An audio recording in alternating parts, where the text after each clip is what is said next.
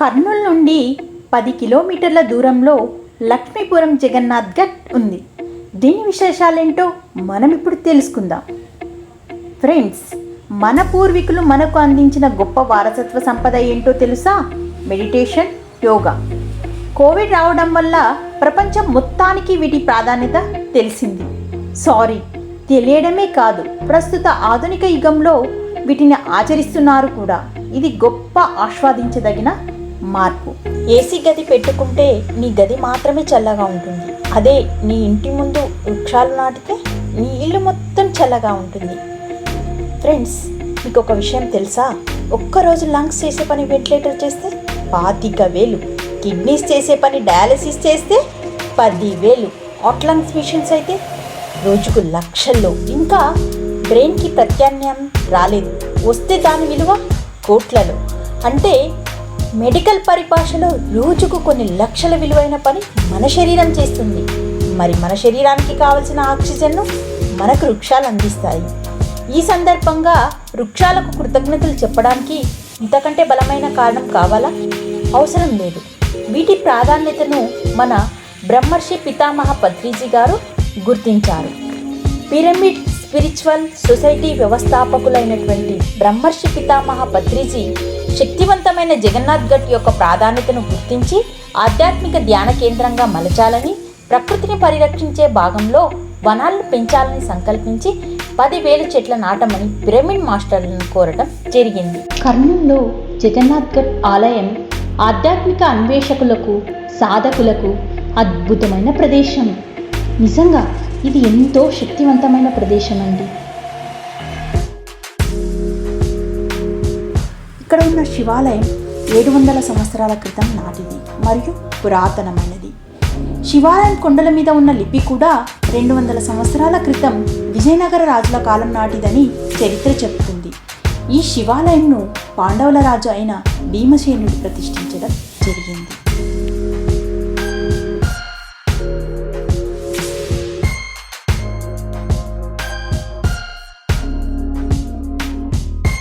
పదివేల మొక్కలు నాటే కార్యక్రమంలో భాగంగా 2,600 మొక్కలను పిరమిడ్ మాస్టర్లందరూ స్వచ్ఛందంగా నాటడం జరిగింది. మిగిలిన మొక్కలను కూడా త్వరలోనే పూర్తి చేయడానికి ప్రయత్నిస్తున్నారు. సో ఫ్రెండ్స్, మనమందరం కూడా మొక్కలు నాటే కార్యక్రమంలో భాగస్వామ్యం అవుదాం. అవకాశం అనేది పక్షి లాంటిది. అది ఎప్పుడూ ఒకే దగ్గర ఉండదండి. అది ఒక చోటు నుండి ఇంకో చోటుకి మారుతూనే ఉంటుంది. చేజారిన అవకాశం మళ్ళీ మన దరికి రావాలంటే చాలా సమయం పడుతుంది. అలాగే ప్రకృతి కూడా మన తప్పుల్ని సరిదిద్దుకోవడానికి ఒక అవకాశం ఇచ్చింది. సో ఫ్రెండ్స్, మనమందరం ప్రకృతిని కాపాడడంలో భాగస్వామ్యం అవుదాం.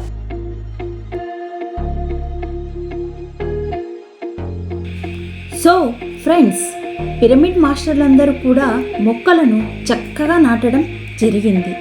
మిగిలిన మొక్కలను నాటడంలో మనమందరం భాగస్వాములు అవుదాం. త్వరగా నాటుదాం. మనవంతు సహాయాన్ని ప్రకృతికి అందిద్దాం.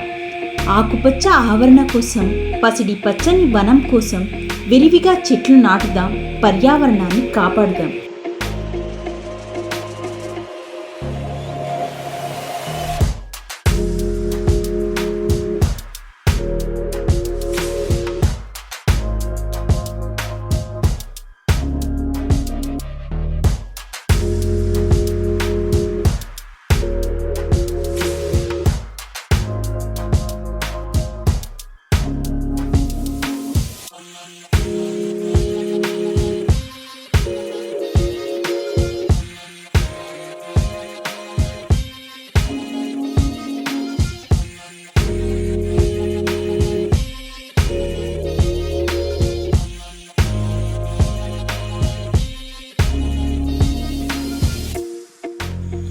బ్రహ్మర్షి పితామహ పత్రిజీ గారు స్థాపించిన పిరమిడ్ స్పిరిచువల్ సొసైటీ ఆధ్వర్యంలో పిరమిడ్ ఆశ్రమంను నిర్మించడం జరిగింది.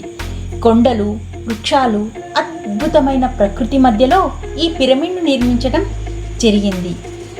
ఈ పిరమిడ్లో ధ్యాన సాధన చేయటం వల్ల ఎంతో ప్రాణశక్తి పొంది ఆరోగ్యంగా, ఆనందంగా జీవించవచ్చు. ఈ పిరమిడ్లో ధ్యాన సాధన చేయడానికి చుట్టుప్రక్కల గ్రామాల నుండి, దేశం నలుమూలల నుండి ధ్యాన సాధనకు విచ్చేస్తున్నారు. ఈ ధ్యాన కేంద్రంలో ప్రత్యేకమైన పౌర్ణమి ధ్యానాలను కూడా నిర్వహించడం జరిగింది.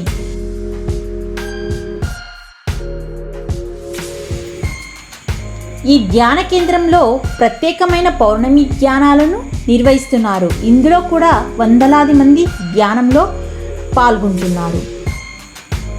పౌర్ణమి రోజు చేసే ధ్యానం వల్ల మనం 3 రెట్ల శక్తిని పొందవచ్చు. పౌర్ణమి రోజు ఇక్కడ ట్రెక్కింగ్ను కూడా నిర్వహిస్తారు మరియు ఆహార వసతిని కూడా ఇక్కడ ఏర్పాటు చేయడం జరుగుతుంది. ఈ విధంగా ధ్యానం చేయడం వల్ల మన ఆత్మ ప్రకృతితో అనుసంధానం చెంది ప్రతి జీవి పట్ల ప్రేమ, కరుణ, అహింస వంటి అద్భుత గుణాలు మనలో ఏర్పడతాయి. అంతేకాకుండా ఇక్కడ ఎంతోమంది యోగులు, ఋషులు, అవధూతలు కొన్ని వందల సంవత్సరాల క్రితం ధ్యానం చేసినట్లుగా రుజువులు కూడా ఉన్నాయి మరియు బౌద్ధ భిక్షువులు జీవించిన ఆనవాళ్లు కూడా ఉన్నాయి.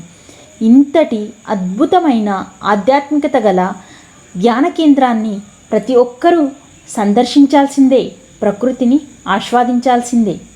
ధన్యవాదాలు.